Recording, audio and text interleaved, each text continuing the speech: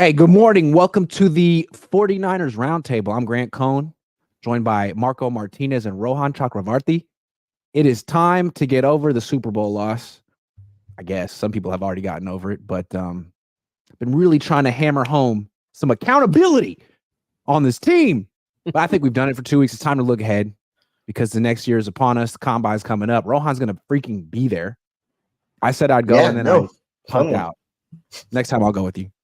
We can be friends. How you doing, Marco? I'm doing good. How you doing, Grant? I like your hat. Thank you. Appreciate it. I like your blazer.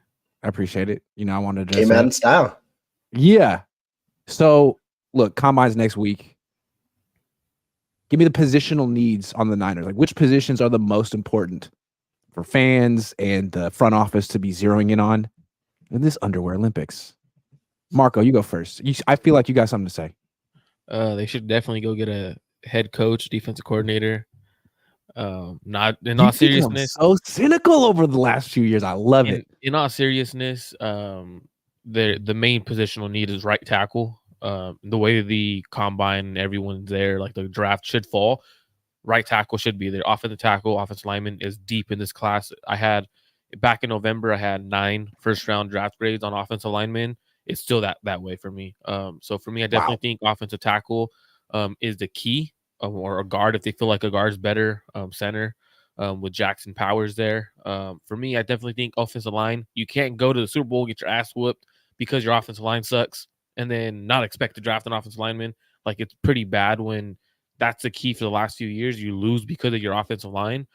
So definitely, I think offensive line is high up there. I think edge rusher opposite of Nick Bosa is up there as well. If you can't get home with the front four, that's a big issue. So I think offensive tackle and edge rusher is my second one. But if I had to give a third one, definitely would be probably corner. But I'm not too worried on corner. I think you could replace a nickel and then just move Demo outside and have Ambry Thomas not play. Like, it's not that hard to not have Ambry Thomas play. If you would have had Samuel Womack in the slot, just don't play him. Like, it's not that hard. Like, so I think it's an easier fix than everyone truly thinks, to be honest with you. Rohan. I think what Marco said is pretty accurate. You know, you talk about this class. The Niners, the last few seasons, they've had an excuse in the draft, not going for offensive linemen. You can say it's because they don't like to play them when they're younger. You know, they prefer more veteran options, or whether it was they had a third-round pick last year. You don't want a third-round tackle starting. Like Marco said, there might be 9 to 10 offensive linemen in this class that are first-rounders, that have first-round grades. They're not all going to go in the first round, which means talent should be there at 31 that could potentially start on day one. And so I think I'm not saying you go into it saying I'm going to draft a tackle at 31. I think this is the best class for BPA in the Niners' sake, but there's BPA very well could be one of the most premier positions in football at 31. Elsewhere, the one other position I want to add to the list, you talk about edge rusher, you can talk about defensive line as a whole, maybe getting some more depth at defensive tackle if you can't bring other guys back. But I want to talk about receiver because, I mean, you're hearing Brandon Ayuk trade rumors. I don't know how much I'd buy them, but regardless, in 2025, 1 year from now, the Niners like to project, you're probably going to have to make a decision. And you might even lose your slot guy in Juwan Jennings. You need insurance there. The guys you've picked up before haven't been that impressive. I would look to target receiver as well within the first 4 rounds. I like that. I'm gonna throw out some wild cards. You guys hit the big ones. I've been doing a little series for SI.com, all 49ers, just like taking stock of each position, and I'll just go through each player, each position, and at the end, I'm ask myself, is there arrow trending up or down? I did the tight ends this morning. I felt like every single tight end on their team is stock down. Every single one. No offense to George Kittle because he's all pro, but you can't say he's getting better at this point in his career. And then every single other tight end on the team is replaceable. Sorry, Ross Dwelley. But they need a tight end. They've needed a tight end for years. I understand why they drafted Cam Latu, but I don't think he's the one. So they may need to take another stab at that position, kind of like when they took Trey Sermon and then took Tyre Davis-Price, and then that didn't work out either. They should take a good tight end. Sanders? And then who? Jatavion Sanders out of Texas. That'd be a perfect at 31. Take him there and then go get offensive tackle or whatever you need, positional value, and at 60, 63 or whatever. I mean, especially if you're talking about like potentially cutting Kyle Juszczyk, which I'm not against. I mean, $7.5 million against the cap to do what? at this point. Maybe Catch that's the point, Kyle. Come on, In- it's Kyle. You shit. Yeah, I'm sorry. I just feel like it's a good player. He's 33. They don't use him much anymore. He's too expensive. Yeah, if they cut him, get another tight end. It's another reason to get a tight end. Also, quarterback. Not because of Brock, but because I feel like Brandon Allen, Sam Darnold, deuces, and good luck. But Brian Greasy and Steve Slowick have drafted one quarterback. It was Brock Purdy. I don't know if it was just them, but I'd like to see what they could do with the second shot. They seem like they know what they're looking for. Curious to see if they draft a quarterback this year. Although everyone's looking for the next Brock Purdy now, right? Didn't all of a sudden there was an article that came out on that. But if you talk about quarterback, talk about tight end, I think those two positions, it's intriguing because in free agency, they're starting to become a little premium in terms of backup quarterbacks, backup tight ends. You're paying $6-7 million. Draft might be the place, you Can they go get Jake Browning? Hey man, he's coming back with a vengeance. He's a baller. You're gonna say Marco?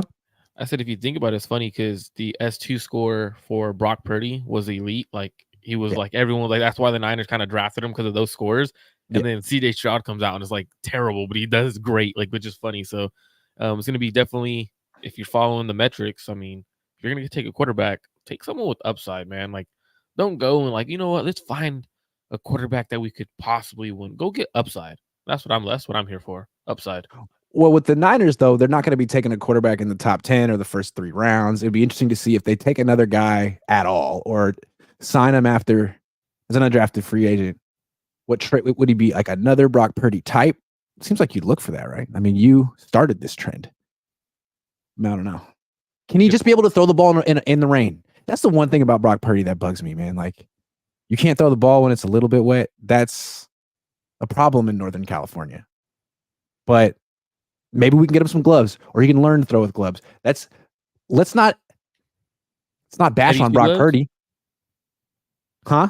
He's gonna be like Teddy Two Gloves over there, man. It's not gonna happen. Like, don't I honestly, if you truly can't grip the ball with your bare hands, it means you have too small of hands to play in the NFL at quarterback, and that's a big issue because I think it's an issue. If you look at the teams that are going to be in the playoffs in the NFC for the long future, right? Most likely Green Bay is one of those. So you might be on the road going to Green Bay a lot of your time in the NFL if you're Brock Purdy. Can you play in that kind of Rohan? What's the weather like during the playoffs out there? You're obviously in Wisconsin. It's freezing cold, right? You can't grip the ball there, and you can't grip it now. Like it's an issue in my opinion, but I think he played great. You can't really say like he didn't play good. He really played great. But I think quarterback 2 is definitely a big position unless Kyle decides to go with the greatest quarterback to ever throw the football for the 49ers and re-sign Sam Darnold. I have a bonus topic. It just popped in my head. So Brock Purdy isn't eligible for an extension this year. He'll be eligible next year. At this point in his career, 27 starts in, 2 NFC Championship appearances and a Super Bowl appearances. Has he shown enough right now to be the Niners franchise quarterback to get that extension next year? Or does he have more to prove? That's a good topic. I mean, to me, here's how it is. Has Brock Purdy shown enough for me to be in the franchise quarterback realm? To me, that's the top 12, 13 quarterbacks in the NFL. Yes. I initially had him around 10. I think he's around 10 to 12 for me, somewhere around there right now. But the point is, the goal is to win when you have a franchise quarterback. You're looking to get one. The unfortunate issue is it's so hard to find a franchise quarterback that once you find a guy who you believe can resemble that, you're essentially committed to it. That's why a lot of coaches get fired when it doesn't work out. And that's why a lot of these players get extended or see big money deals, even though teams, Dak Prescott, for example, even though there's scrutiny outside of it, what other choices the franchise have? And I think the 49ers will be in a similar realm. One, they've struggled to develop the position. They had to get a guy who really came out of college pretty developed. And then obviously Brock Purdy has grown significantly since his collegiate days as well. But 2, I mean, every other move that they've made at the quarterback position has not worked out. I mean, if you're talking about moves that they've made or even moves that they haven't made. So for me, has Brock Purdy shown enough? I think he's proven to be in the franchise realm. I don't know if he's in the elite realm, which is where you're really comfortable to pay quarterbacks, that top, 5 to 7 quarterbacks in the NFL kind of realm. But to me, I don't know if the 49ers have a choice. I think ultimately when it comes down to it, they're going to have to dish out that contract. and the quarterback price continues to increase and increase, maybe $50 million, you know. I mean, I think the biggest thing you said, Grant, was franchise quarterback, right? When you say franchise quarterback, it's someone you're willing to pay the 40 millions, the 50 millions dollars to be your guy. Now, when your roster becomes depleted with talent, obviously when you lose guys, you're obviously going to lose George Kittle, you're going to lose guys like Brandon Ayuk, Debo Samuel eventually. Can he be that guy to carry them? I don't think he can. I said from the beginning, I don't think the Niners win a Super Bowl with Brock Purdy. I think he's a very capable quarterback. Now, the issue is you can't consistently throw with anticipation. Sometimes you got to put the ball on your receiver, especially in tighter windows and man coverage. If you look at what the Chiefs, the Ravens did, they went man coverage. They try to force him to beat him with his arm talent. And you're going to have teams do that. The Browns did it as well. That's a good point. The more you anticipation is a zone thing, right? Like when it's man, you're picking out a matchup and you're trying to fit it in a little spot. Exactly. And that's an issue because when the anticipation is there, he looks phenomenal, right? He looks great.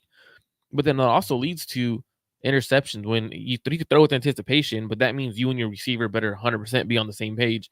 And that's why we saw a lot of interceptions where it was just like terrible throws because he's thrown with anticipation. But so for me, I don't think he is. And I think he could show it this next year. Obviously, we just saw 1 year, so I'm not saying he can't show it. He's definitely going to be in a situation where he's already built a great resume for being the seventh round quarterback the Niners drafted, took him to the and a Super Bowl, NFC Championship, played great in the second half. So he's built a solid resume so far, but let's see what next year is when teams start going more man against him. How can he respond to that? So I think it's definitely can he build off of the strong year he had versus me saying right now, I don't think he is right now. I agree. I think he has more to prove. I think, he was so great this season. Bounced back after that 3-game skid, but then he was just awful on Christmas night. And it felt like he never really fully bounced back after that game. And in the playoffs, that wasn't Brock Purdy. That wasn't the Brock Purdy I know. I mean, he wasn't bad in the playoffs. He battled. He was tough in the Super Bowl, but like that's not the MVP candidate Brock Purdy. His quarterback rating was like 80 something, 88, 89. That's not Brock Purdy. And I want to know what happened. Was it you weren't going against great defenses? You were in the Super Bowl, but in the other 2 games you weren't. The rain was a problem. As Marco pointed out earlier, that's going to be an issue in the playoffs, most likely every year. Some weather. So are you going to come back down to earth like Jalen Hurts did this year? Have people figured you out? Do you have an aversion to precipitation? All these things we need to find out before we give you $55 to $60 million a year. Could be a big mistake. I don't think he's necessarily locked up the bag yet. I don't think he has. He may get it.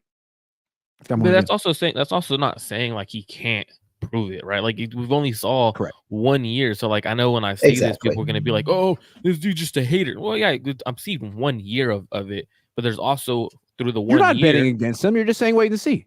But it's also what we've seen in the 1 year, there's concerns. And if you're not looking at those concerns, we saw those concerns with Jimmy too. And we closed our eyes and said, hopefully he fixes them.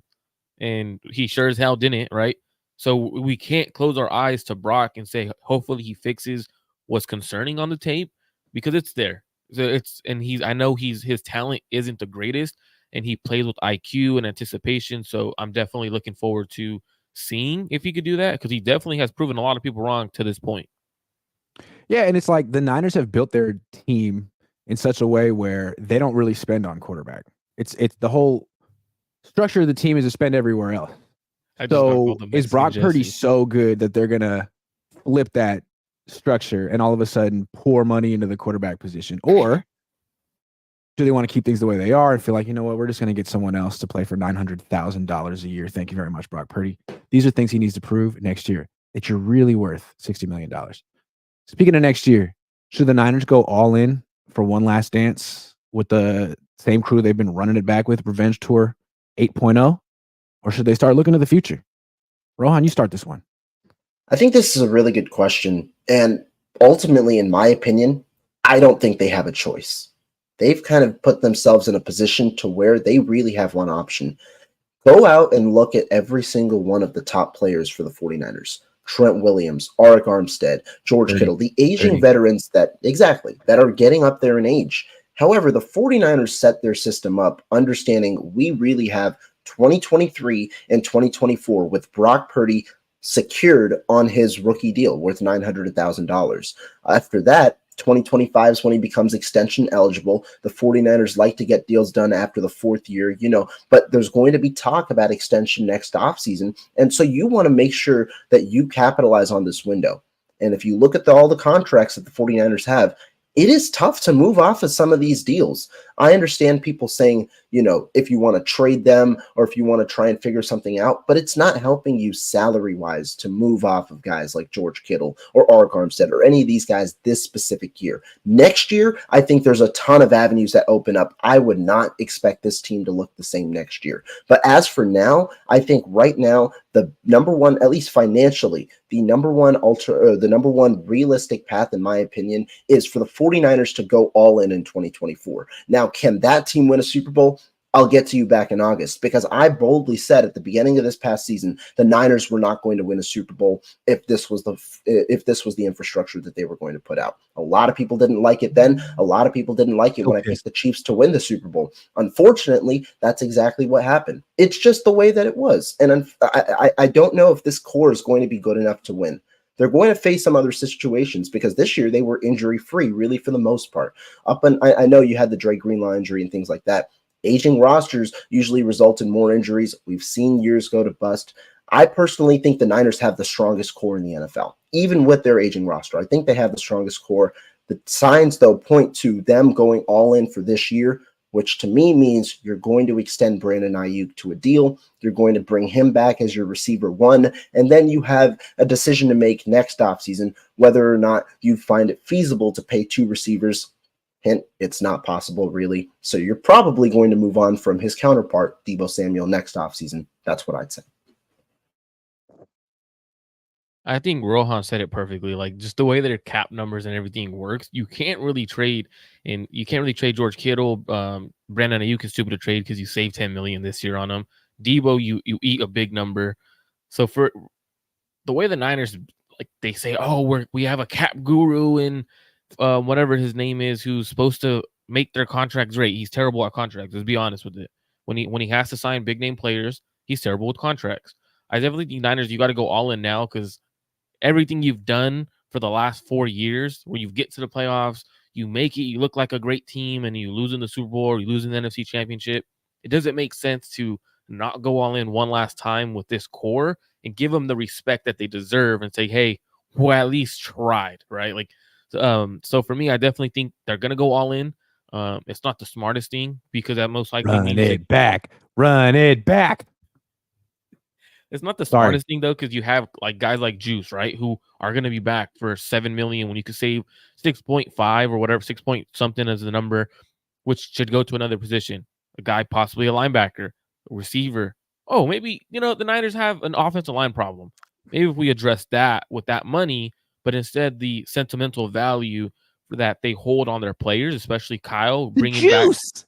He's got a great nickname, and the fans love him. Did you know he went to Harvard? I'm sorry. He's an offensive weapon. That's what I'm saying. Like, but don't you dare call him a fullback ever.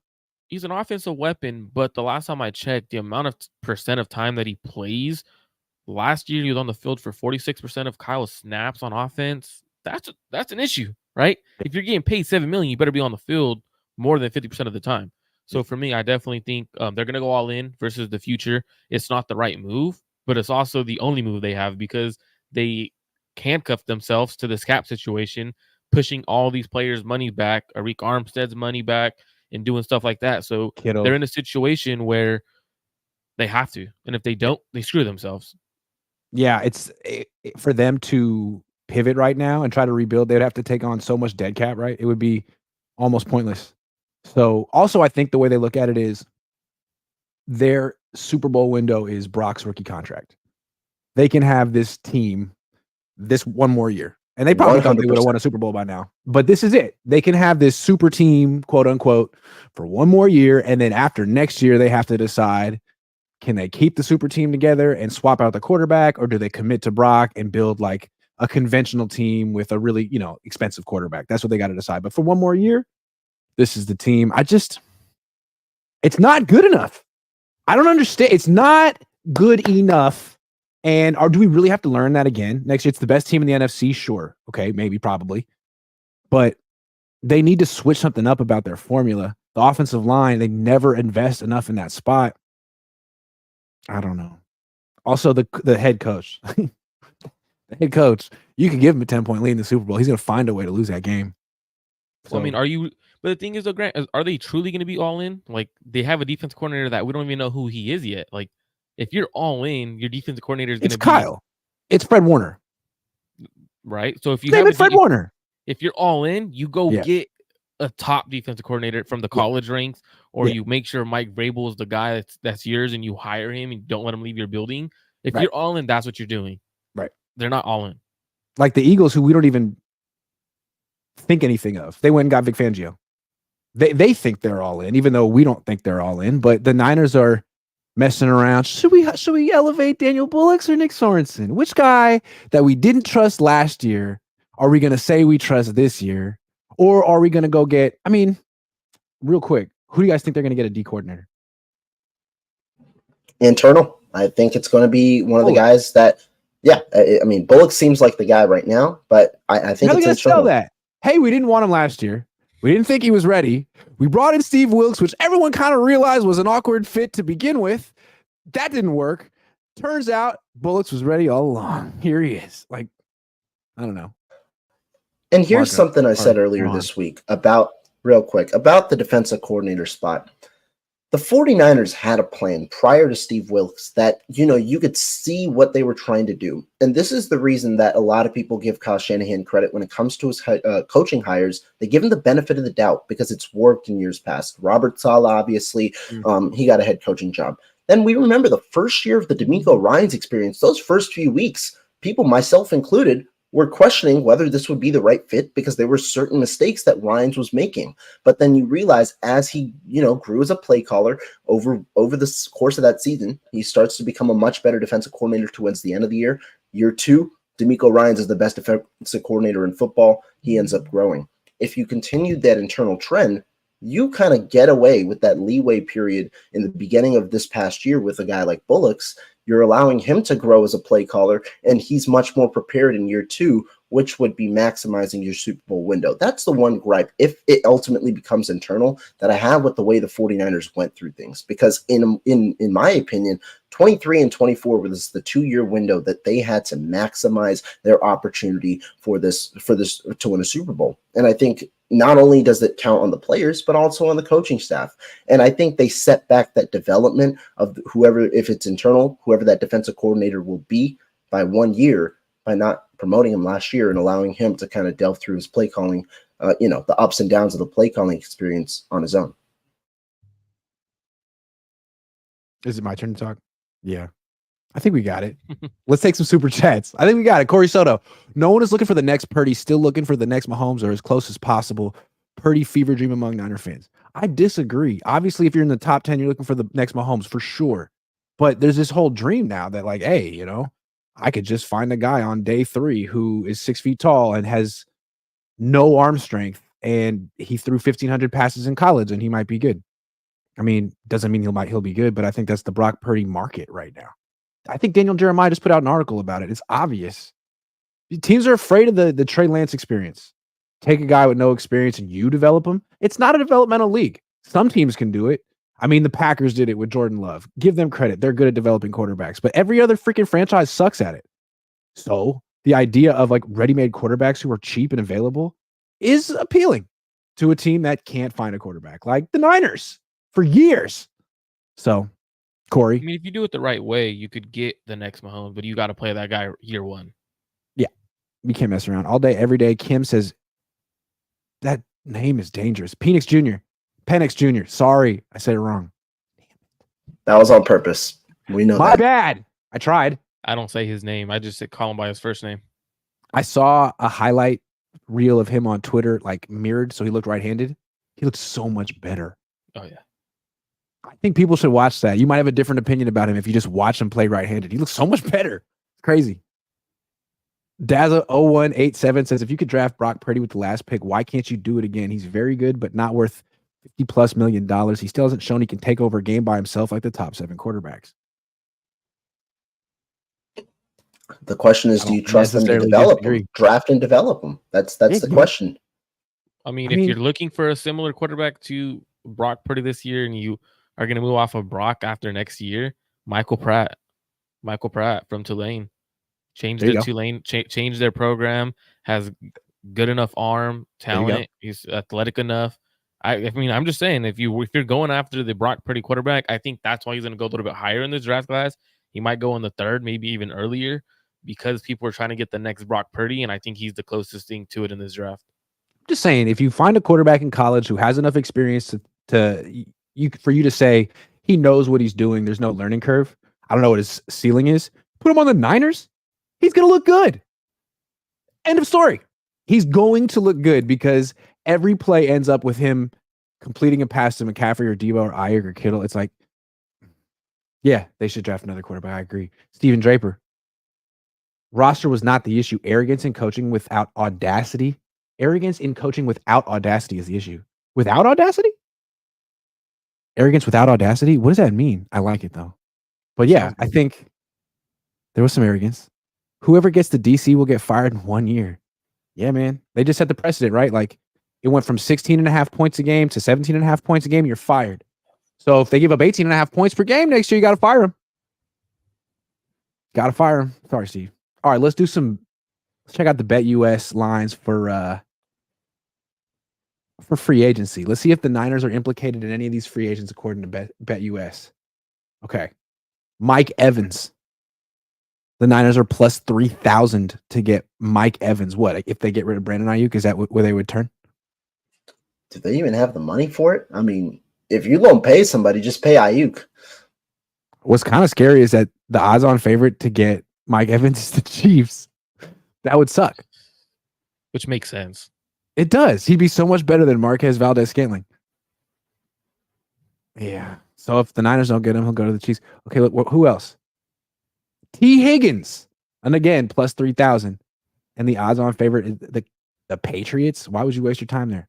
Or the Cowboys? Go to the Bills. What if the Bills get T. Higgins? That would be bad. That'd be pretty cool. But T. Higgins likely is more to get franchise tag than Mike Evans. Mike Evans' number for the franchise tag is outrageous versus T. Higgins. It's kind of doable, and then they could extend him. So I think T. Higgins stays in Cincinnati. They got Austin Eckler going to the Ravens or the Eagles. I say Eagles. Who's going to be the Chargers running back? Who's Harbaugh going to get? Frank Gore Jr. Hey, good call. Baker Mayfield to the Falcons or the Seahawks? Baker to the Seahawks. I mean, they're going Geno and Baker. They're paying. That's their two $40 million quarterbacks. Yikes! Good point. Calvin Ridley. I don't really care. Derrick Henry to the Ravens plus 200. Wow, that would be a power move. Or the Cowboys.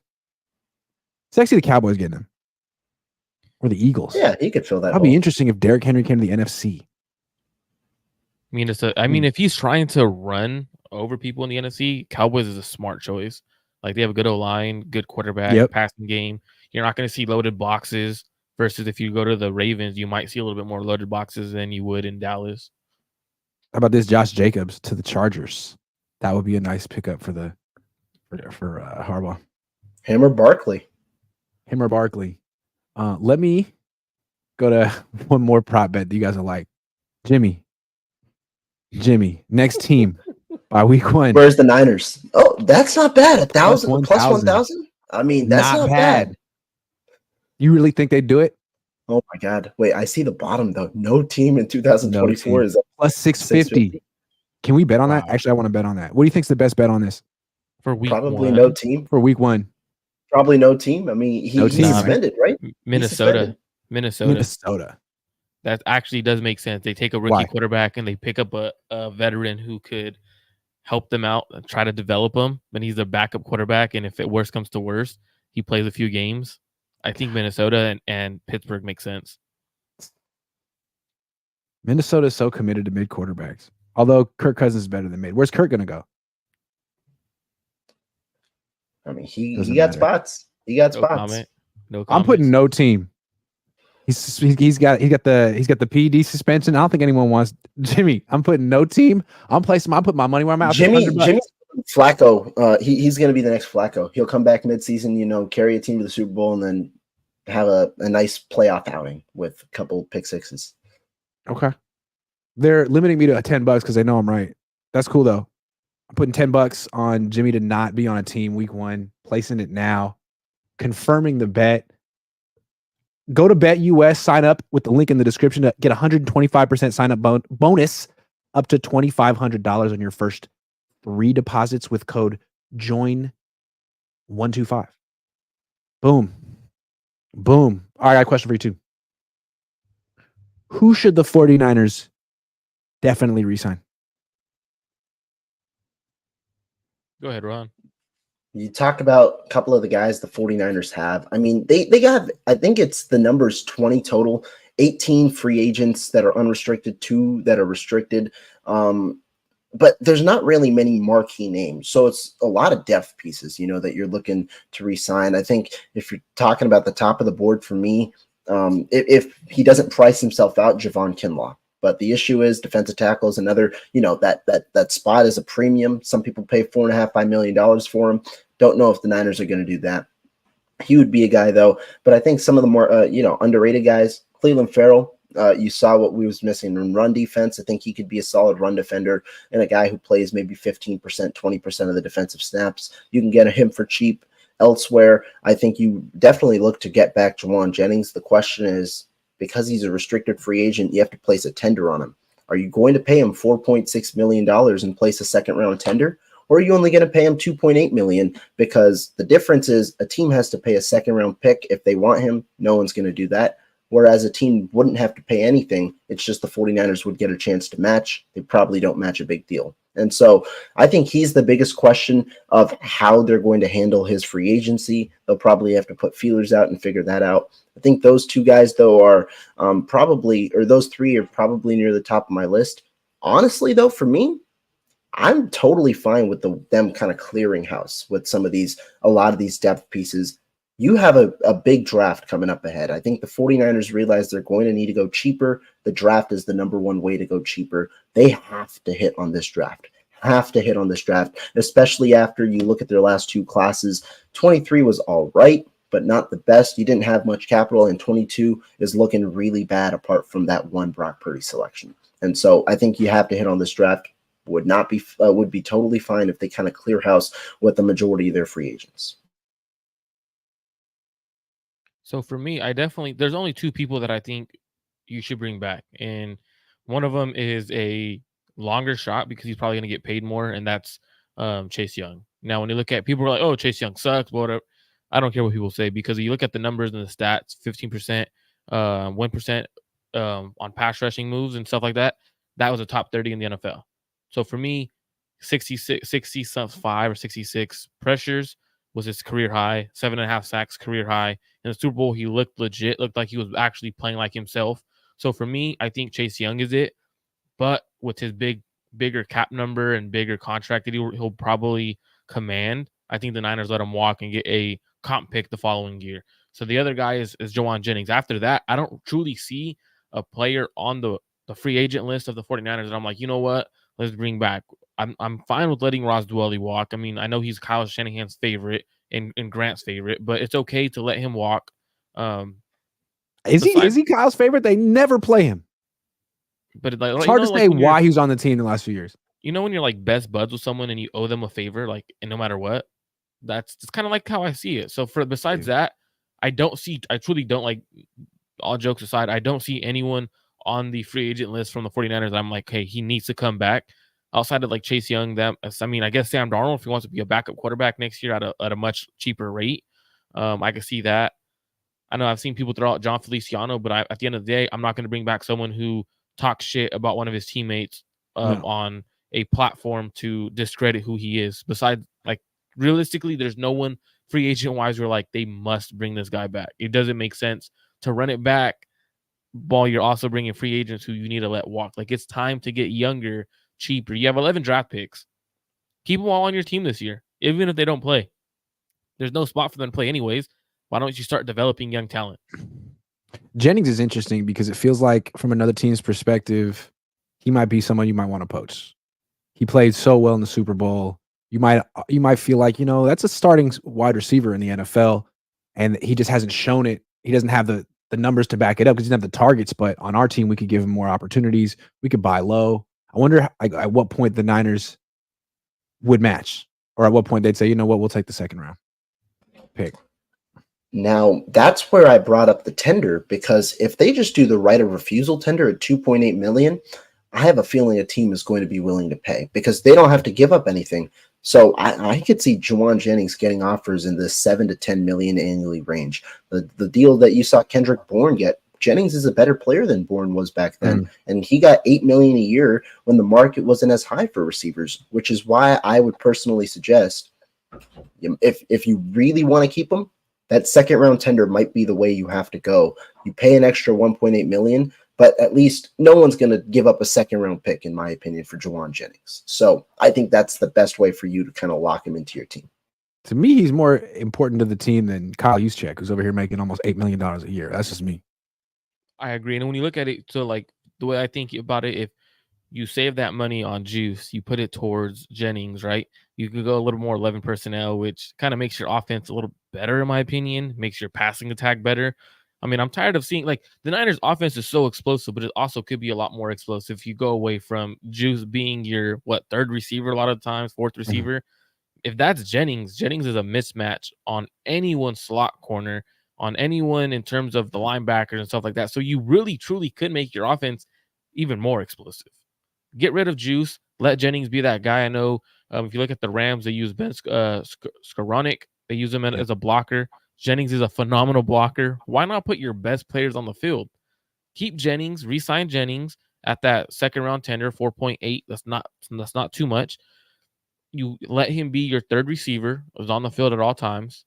I think it's time for Kyle to go a little bit more away from his true offense and start evolving as an offense. His offense has a great principles, like it's super good when it's just Kyle's offense. But if you start adding other principles to the offense, geez, this offense could be insane. Absolutely. To me, Ayuk should be the number one option. He should be getting 150 to 180 targets a year. He won't, but that's what CeeDee Lamb gets, and I think Ayuk's that good. Jennings could be a number 2 receiver. They need to dial it back with Debo.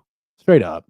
Sorry. So, they got, 11 targets for Debo. Never, ever, ever again. He doesn't do enough. He catches screens. So I'm going to ask you, Grant. So I asked Rohan this question. I kind of threw him. So for the 49ers passing attack, right? The top players, in my opinion, and I want to see what you think it is. And this is down the field. This is not in just regular passing game, down the field. It should be Brandon Ayuk, George Kittle, Juwan Jennings, and then Debo Samuel. Where would you put Debo Samuel down, like passing down the field in that category? What's his route tree? If it's man-to-man coverage, he's not getting open down the field. If it's zone, yeah, you might want to go to him. If it's wide open. But, yeah, Jennings, Ayuk, and Kittle can all get open, make contested catches. That's not really Debo anymore, or if it ever was. I don't know. Making way too much money to be a screen specialist.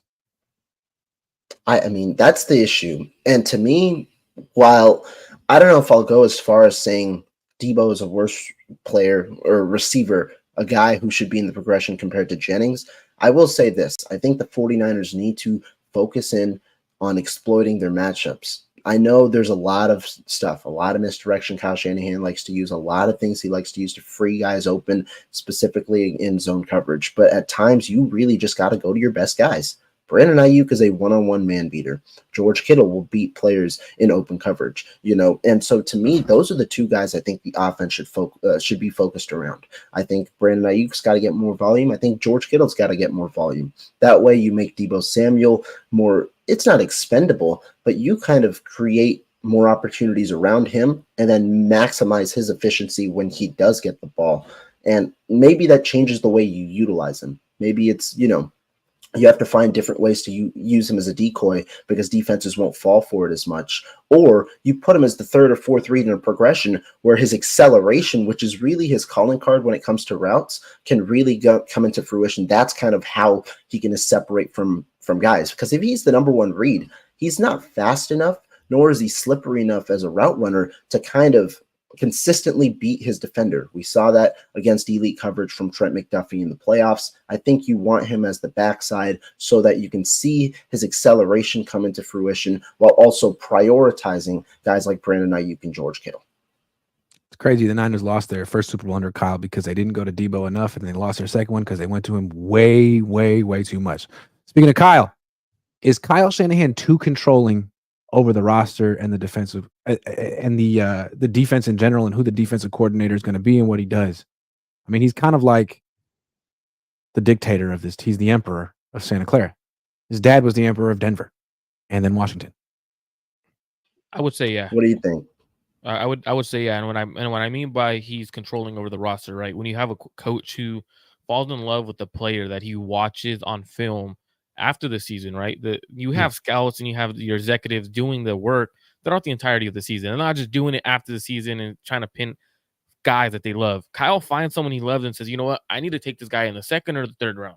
That's how I study the draft. I turn on the tape now and I develop crushes on players really quickly.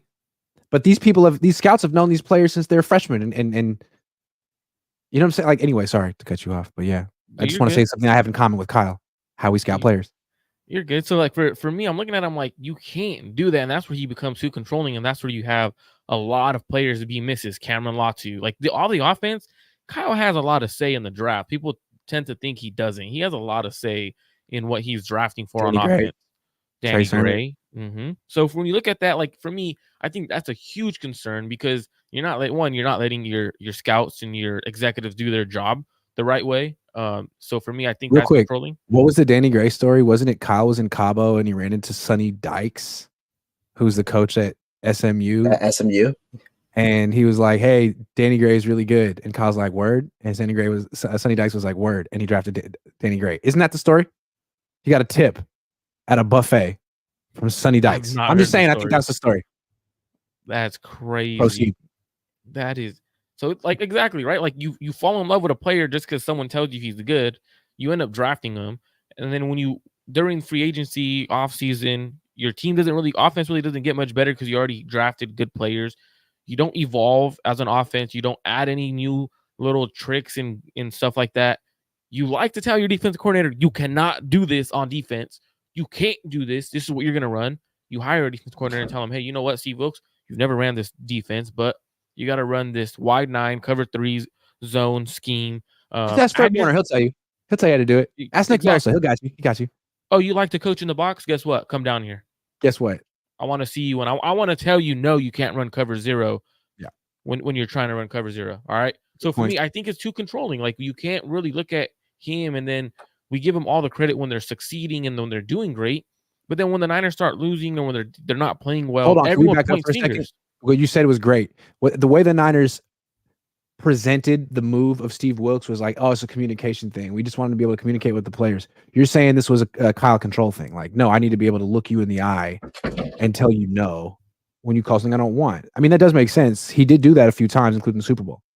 Yeah, I personally think it was more so Kyle wanting to look at him down this line with his headset. You know how Kyle does, down the headset and say, the fuck are you doing? Like truly, and excuse my language, but that's literally how I see Kyle literally like I want to make eye contact instead of looking up to the booth where I can't see you. Right. Where we can make eye contact and like, hey, get your stuff together. Your defense is being terrible right now. My offense is great, even though I can't score more than 20 points in the Super Bowl. It's your fault. That's how controlling I think he is. And to be honest, like for example, you're such a great offensive mind that you think you don't need to invest in the offensive line because you could scheme around it. He said that personally when he said, we're fine with Colton McKivitz because you could scheme around stuff like that. Well, obviously you can't. That's controlling. Oof. So the question to me is, why is Kyle so controlling? How controlling is he? I don't think people realize how he has his hand in literally everything in the organization. I think his dad was the same way in Denver. I mean, we've heard that he's like he's in an office like Scarface. I mean, not just like Scarface, but kind of like Scarface with a lot of TVs, and he can tap into every meeting and not just listen, but like talk. Be like, nah, it's like this. That's incredibly controlling, and the Niners like it because they have to. They work for him. But man. But do Why they is like he it, like though? this? And is it a good thing? It doesn't seem like Andy Reid is like this. That was an interesting story. I mean, when you hear, the surveillance thing, that was intriguing. I do think, it brings a completely different realm because you just don't think that that's something that goes on in the locker room. Sure, it's a way to hold them accountable and things like that. I do think Shanahan is controlling. I will say this, and I'm curious to hear what you think, Grant. But on the defensive coordinator spot, I personally don't think Kyle Shanahan wants to be as controlling as he was this past year. I think that's his ultimate goal. I think with Robert Saleh and DeMeco Ryans, especially as they progressed as defensive coordinators, there was a balance where he allowed them to kind of go into their range. When you wanted to call one of those exotic blitzes where it's kind of like a boomer bust type of play, he let them do that. You see different times, and they were accountable, the defensive coordinators, for their mistakes. But I think also there was a level of trust there that really never brewed with Steve Wilks, just given the disconnect between him and Shanahan's philosophies and him and the players with the way that they wanted to run their heralded scheme. So I think the goal for Kyle Shanahan will be, I want a defensive coordinator who I can trust and who can really, do what I want to do, but I'm not going to hold them back. Unfortunately, right now, and this is something when you talk about the defensive coordinator talk, is usually what you need for those guys are experienced guys who are proven, who can lead or who can have some sort of energy. If you're hiring someone from internally, there's nobody in that room right now with real play calling experience as a defensive coordinator. I think that there are a lot of intriguing candidates, but there's nobody with play calling experience. Now, I don't think that that's as important. I don't, because the last two coordinators never had play calling experience either. But in a year where it's extremely crucial that you hit on this defensive coordinator hire, because in my opinion, this window is really, like, with this core is really just this next upcoming season, puts increased amount of pressure, and you wonder, is there going to be more involvement from Shanahan on the defensive side, knowing how crucial this upcoming year is? Is it my turn to talk again? I keep forgetting. Go Yeah, for he's it. too controlling. Yeah, Marco did go first.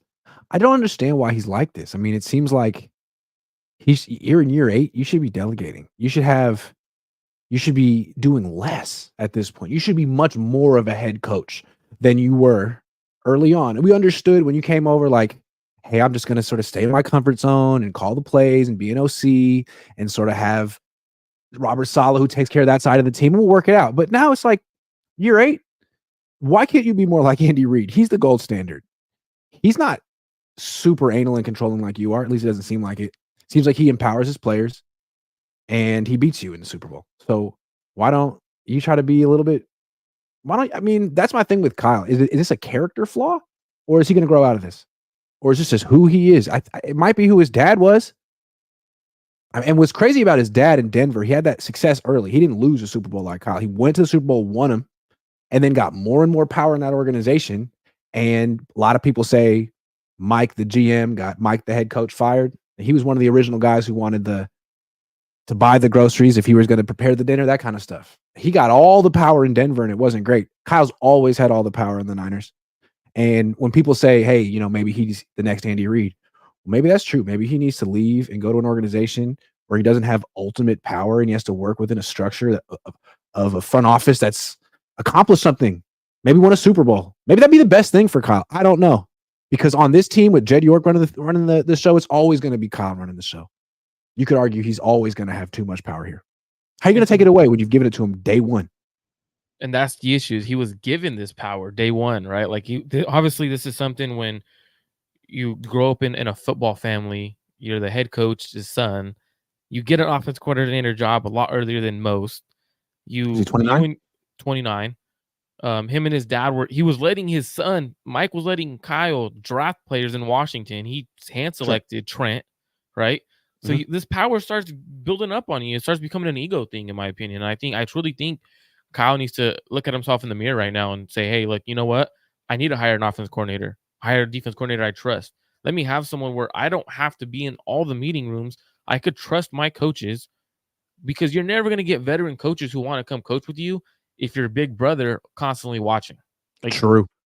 Good point. Good point. No wonder you have all these position coaches who are pretty young, because, man, you are right over their shoulder. I got a bonus question before we get out of here.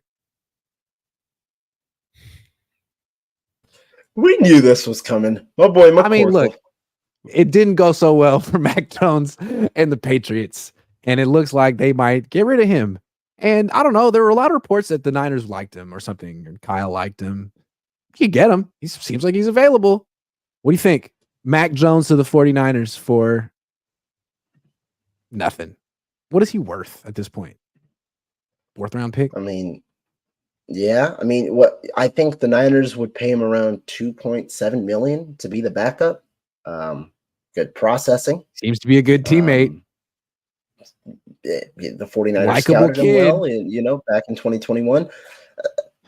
I'll say this. Maybe I wouldn't hate it.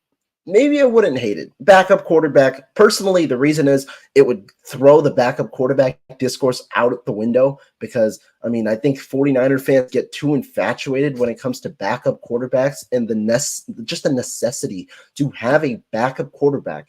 When you're talking about the word quarterback, you add the word. I mean, yeah, the backup. It's the backup. I mean, yeah. Just for example, we paid Sam Darnold, I think, nearly $6 million this year. I don't know if there were any fans. I know national media might have said it, but I don't know if there were any fans that would have been confident if you threw Sam Darnold out there and told him, can you win a key game for us? Nobody wanted to see Sam Darnold out there. At this point, backup quarterback, all it is a guy who can, embody whoever your starter is and help him progress as you're progressing behind the scenes as well. That's the way that I look at a conversation like backup quarterback. So for $2.5 million, what the hell? If it's worth what it'll probably be like 7th round pick swaps or something. I don't know if Mac Jones is worth anything anymore, but for 1 year, what the hell? Go ahead. Remember when people really, really, really, really liked Mac Jones? Thought he was going to be great. What do you think? Are they going to get Mac Jones? The next reclamation project? It was Sam Darnold, McCorkle. So if you're going Mac Jones, who could potentially he could beat out Brock. Like, if we're being honest, like they very, very fast processor. I set you up for that one. I set you up for that one. I knew you were going to say that. Thank you. But when you look at it, fast processor, right? Everything that people love about Brock, Mac Jones proved his rookie year. He got screwed by having a special teams coach and a defensive coordinator be his offensive coordinator year 2, which ruined not a whole lot of talent in New England on offense. He was ruined. Who's his best receiver? Kendrick Bourne? Devontae Parker. Like, come on. I'm just saying. He has the processing ability that people like with Brock, but I'm gonna go a next step. If we're gonna trade for Mac Jones, it kind of tells me that Kyle did really like Mac Jones in that draft, and he preferred Mac. But then someone up there was like, "Hey, you can't do it. PR stunt. Niner fan base is gonna flip on you." If that was to happen, might as well go get Kirk Cousins. If you truly want to get someone you loved, go get Kirk Cousins. To be honest, like this kind of writes the narrative of, hey, Kyle truly did love Mac Jones in that draft class where he took Trey Lance because the fan base and he kind of maybe the emotions of the fan base kind of got him in a certain situation. So if that's the case, if you truly loved Mac, we know how much you love Kirk Cousins, Kyle. Go get him. If that's what you really want to do, get someone you love and you trust. Hey, Kirk Cousins has been someone. Remember how he cried when the Niners traded for Jimmy Garoppolo because he said, my plan was to get Kirk Cousins and pair myself with Kirk Cousins for my coaching career. Just go get Kirk. He's a free agent. If that's the case. He's a free agent? Yeah. I mean, I'm on board to make Mac. Grant's mind is swirling right now. He's like, oh boy. Grant, at least you got something to talk about at the owners' meetings. Here's the thing with Kirk, like you got to give him the fully guaranteed contract, right? Coming off an Achilles injury, would he take anything less than a fully guaranteed contract at this point, or is he might take lower regular money? But okay. I mean, he could. I think he'd get a good amount. He's good. I always thought he was mid, but then he just diced the Niners up this year, and I was impressed. He's always been good, and if you think about it, like him, imagine him with Brandon Ayuk, George Kittle, Deebo Samuel, Christian McCaffrey. Like a good defense. Here's the thing, though. He's never been super mobile and elusive, and now he's going to be less. But he does have a great arm, and he'd get the most out of Ayuk for sure.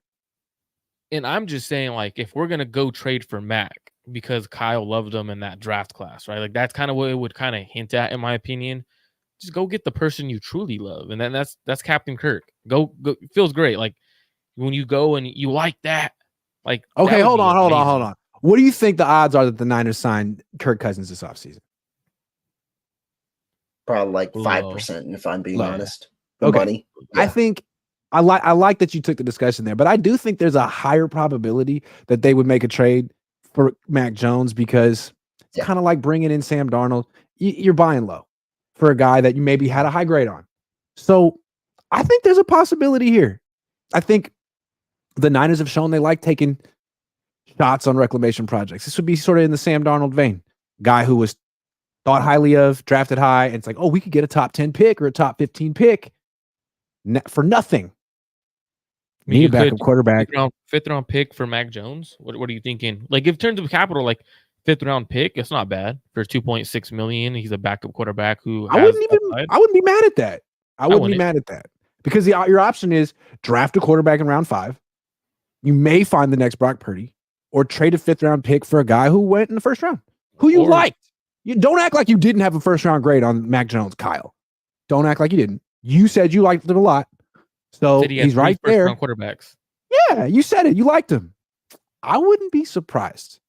Or Grant, you sign Kirk Cousins, you trade Brock Purdy for a high 1st round pick, you get a great offensive tackle. Now you have 2 1st round picks.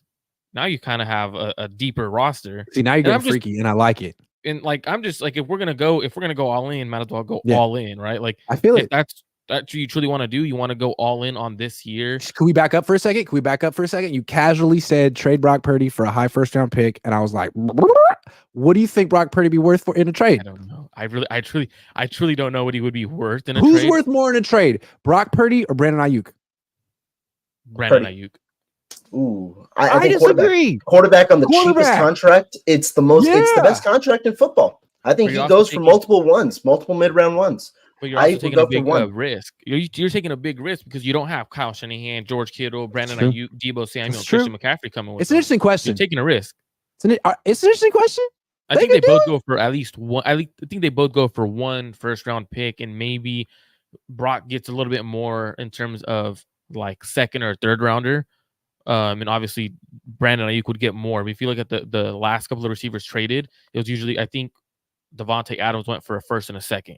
So you're most likely Ayuk's going for a 1st and 2nd at minimum. Well, you heard it here first, guys. Niners trading Brock and Ayuk. No. Oh, no. Dazza says, I think not drafting Wirfs will come back to haunt the Niners. He would have solidified the right side of the offensive line, and they could have slid him to left tackle when Trent retires. Yeah, that would have made that Buckner trade worth it. 2nd worst draft mistake that they've made. That's the thing. If you're going to trade a cornerstone, a great player like Buckner, you really can't just be committed to spending that pick on his position. Got to make sure you're taking a franchise cornerstone at any position because that's what you're trading. Boxing fan, Kyle Scheme always has a defender unblocked. Fix it. I'm going to tell him. Corey Soto, prop bet. Where does Lance go? Stay as QB2 for Dallas or traded to Minnesota, Atlanta, Pitt? Great question. Great question. I think he stays. He's their backup. I'd like him to stay. He doesn't need to be on 3 teams in 3 years. That's kind of like the end of your career. What do you think?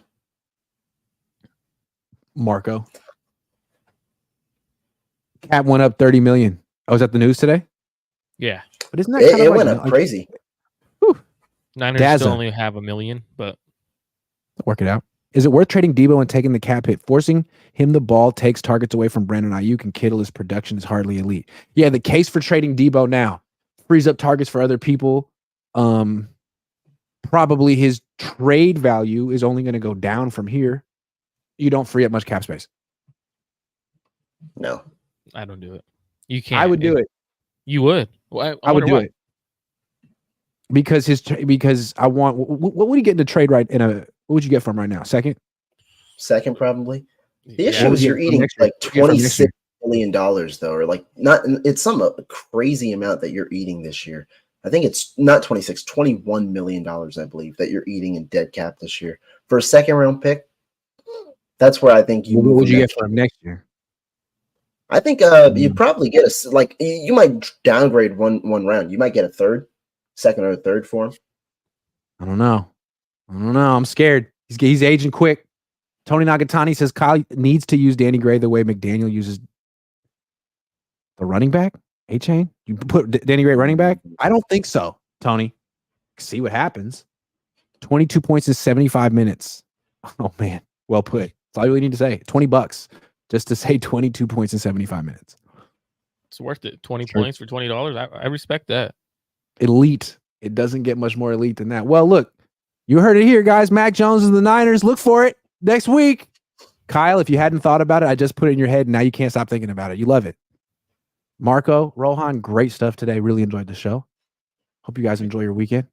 Hey, thanks for having us on, man. For sure. See you As guys. always.